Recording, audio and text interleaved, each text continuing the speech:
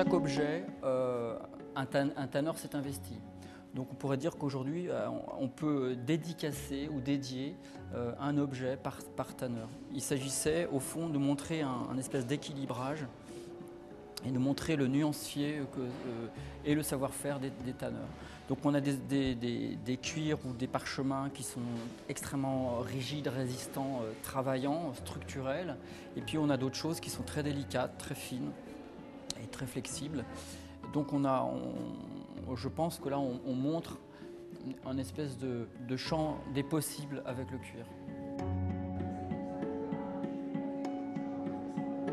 En travaillant avec François Zambourg, on a vraiment voulu se donner les moyens de rentrer vraiment dans un univers. L'univers de François Zambourg dans un premier temps et vraiment l'univers du design et de la décoration et de l'aménagement d'intérieur.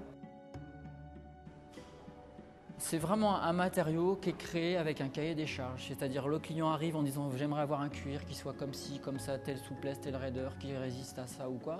Et le tanneur fabrique réellement un produit par rapport à une demande. C'est vrai que l'on est parti vraiment sur des pistes que l'on n'imaginait pas et le cuir là où on ne l'attend pas.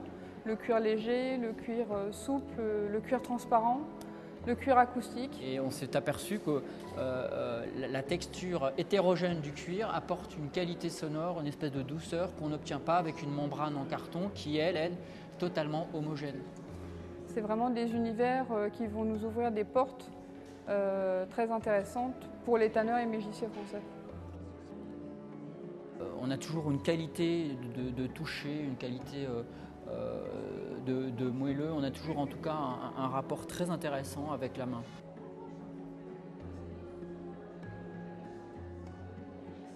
On ne peut pas parler de produits quand on parle de cuir et c'est pour ça qu'on a mis au tout début de l'exposition un échantillonnage parce qu'au fond on s'aperçoit que le nuancier est très très large. On a des choses qui sont extrêmement délicates, fines, de l'ordre de la membrane et on a des choses qui sont extrêmement raides qui ressemblent presque à du bois.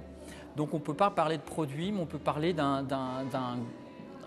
d'une palette vraiment très large d'utilisation. L'animal-objet. Alors, c'est un animal et c'est un objet, c'est-à-dire que pourquoi ne pas imaginer à partir de l'animal la fonctionnalité de l'objet. Donc là, on a affaire à un petit crocodile, un alligator, et donc simplement en lui faisant reprendre sa forme, il devient une corbeille à fruits. De venir au lieu du design, c'était vraiment un souhait de notre part parce que pour nous, c'est vraiment un lieu d'exception. Et grâce en plus à la disponibilité des lieux et puis les différentes personnes présentes dans les lieux comme matériaux ou autres, ça permet également d'autres liens qui sont très intéressants pour, je pense, pour nous tous, pour eux comme pour nous.